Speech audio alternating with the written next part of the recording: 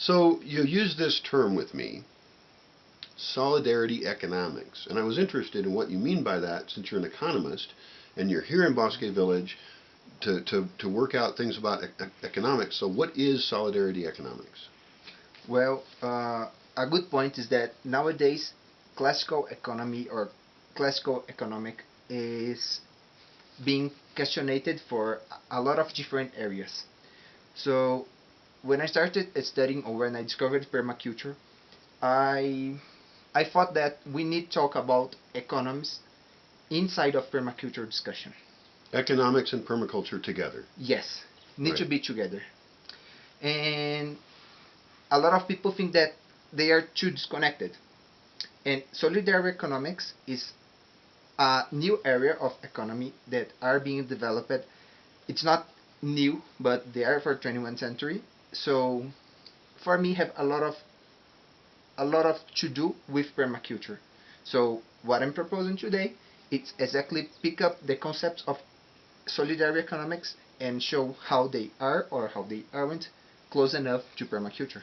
Well, good. That sounds really good because I would like to see more thinking about how money works in society, but also how it works for specific projects like mine and how it works in communities around the world. Like you've heard of the transition movement, Yes. transition towns. There's a lot of people thinking about these things, but I don't know if they're always thinking about them in as academic a way as economists do.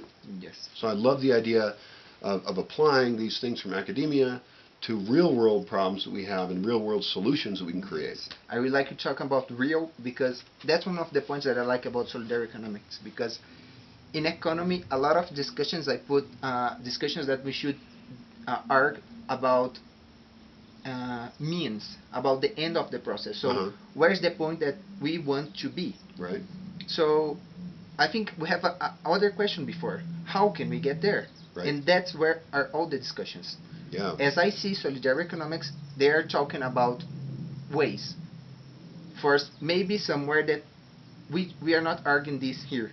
We don't know where these principles, where the solidary economic will put our work. We know that probably we'll change it. But for where we're going, we don't know. And for Yeah. me, it's a beautiful point.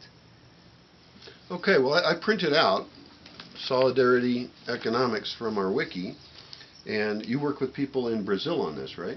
Yes. You have a And here in Mexico too. great. I find it. That's fantastic. So here we go. It's a principle of fairness that is basically equality, recognizes all people as equal parts of the system and they're important. The principle of work, that working is a key element to people's lives.